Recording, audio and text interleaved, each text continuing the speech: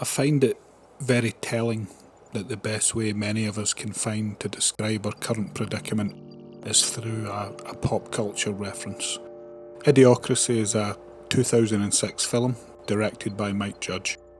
It posits a future where humanity has been dumbed down to the point that essential services no longer function and our politics are governed by celebrity and optics.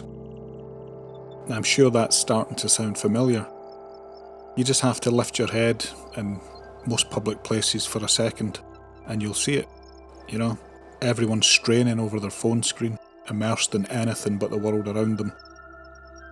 All that matters is that little rectangle in their hand. It's the heart of their social life and it's the window to their world. We all seem to have lost ourselves to entertainment. Every moment has been plundered by ad men in this sort of constant digital thunder. Everything seems to be a vibe, a trend. Everything can be boiled down to a boring logo. There once was a distinction between society and the factory. There was a line in the sand. You had your social life on one hand and you had your work life on the other. There was a very clear distinction and it was very, very apparent. Whereas today it feels like our social lives have been hijacked by the factory. Marketers and big tech have found the magic formula. They've managed to take every moment of your life and monetize it. Your life is now, for all intents and purposes, a digital feed on a phone screen. The major milestones in your life are shared and mined for likes and views. Likes and views that are then used as data for advertisers. You're actually making money for big tech, and your labour is free. Even the mundane parts of our lives are marketable now. Every inconsequential thought you've ever had can be spewed into cyberspace. We're all privy to your interior world. All the world is now truly a stage. You have the chance to be famous. Celebrity is within your grasp. Our attention seems to have been atomised. Many of our younger generations know nothing other than screens. They idolise idiots. And it feels as though learning now requires flashing lights and brevity as opposed to peace and quiet and a good book.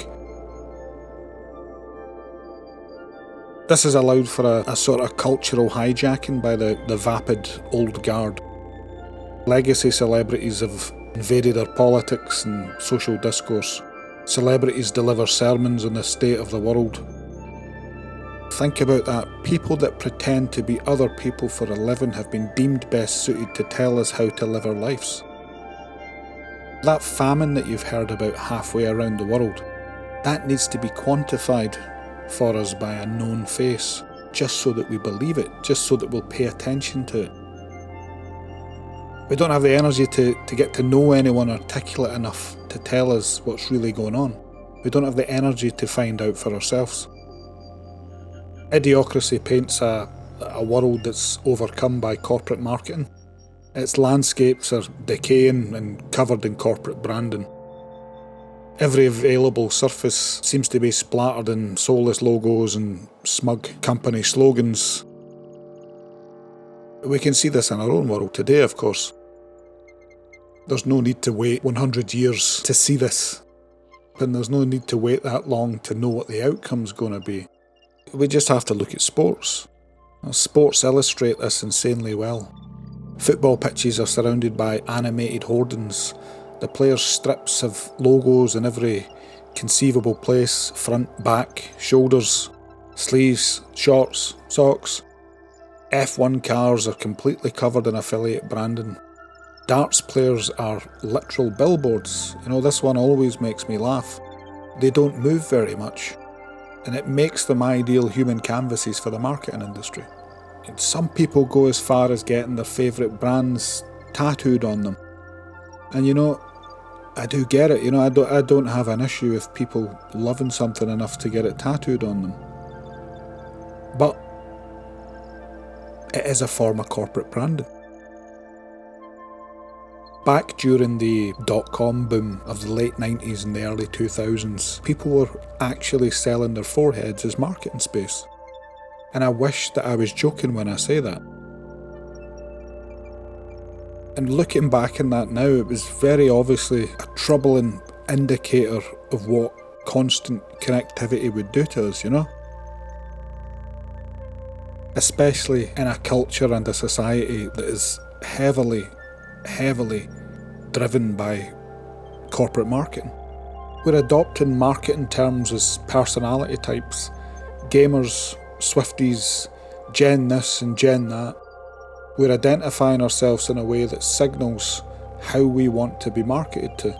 Marketers already know in advance what we want because we've come to define ourselves using their language, using their terminology.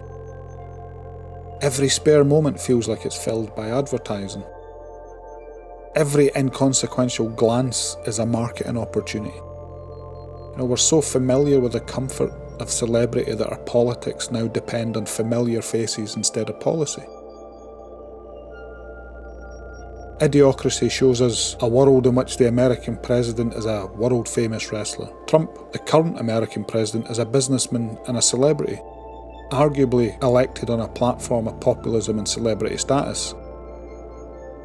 Not because he has some great knowledge of the political realm, not because he's an incredibly experienced politician, but simply because people know who he is.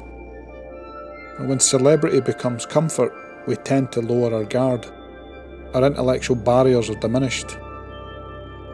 Idiocracy's most famous scene is arguably the one in which the US president asks the protagonist to help him grow crops.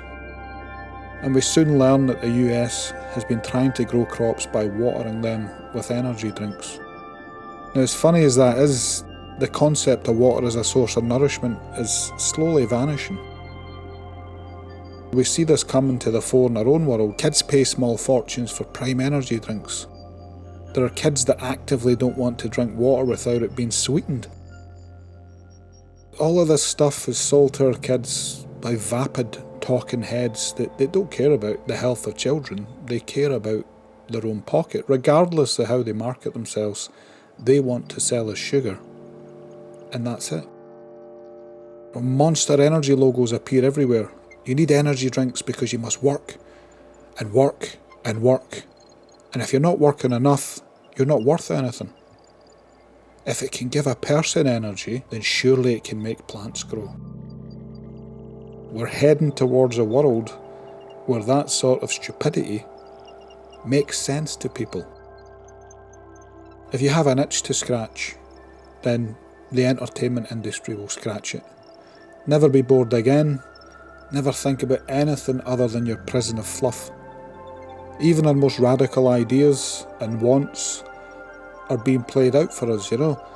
You want to see a change in the world? Well, go and see a movie where the protagonist gives it to the man. Then leave the cinema feeling satisfied. That part of your brain that wanted to give it to the system has been satisfied. The itch has been scratched. Are you suffering from affection deprivation? Just watch loads and loads of raw. Watch other people act out your fantasies. Do you not have any fantasies? Well, we'll sell you some. The world of idiocracy is a world that's given over to our basic animal instincts. Big business is honed in on the drives that we know we struggle to control. You know, the animal part of us, it's rendered us helpless in the face of a constant stream of sex and sugar. Morality and decency seem to be being eroded in favour of quick wins and dopamine hits. Nietzsche spoke of this outcome when outlining his concept of the Übermensch, the overman. He suggested that morality was a human concept. It was unique to us. We invented it as a form of order and decency. He believed that morals were non-existent outside of the human species. Non-human animals simply strive to survive and prolong their species. For civilization to flourish, humans need to repress their animal drives, and morality helps us do this. And the Übermensch suggests that if we overcome our animal drives, morality is rendered useless. If we can control the most basic instinctual parts of us, we can become our own masters. But, as I'm sure we're all seeing, the opposite has occurred.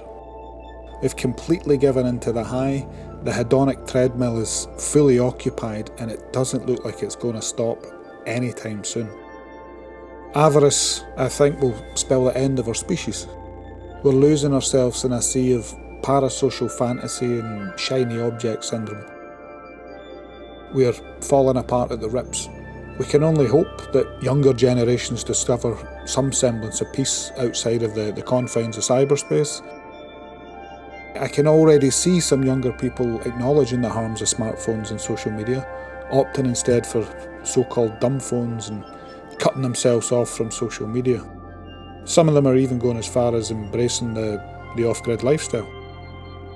And we're even seeing governments around the world acknowledging the harm that social media and constant screen time is inflicting upon our younger people. Some of them are even trying to ban access to under 16-year-olds. However, it doesn't really solve the problem because the corporate world will always be there. It doesn't disappear when we close our eyes. It's incredibly predatory and its limbs extend further than we can imagine. I think capitalism adapts, and it takes what's pure and milks it for all it's worth. Everything we do in response to our dismal culture becomes an emerging market. Even videos like these.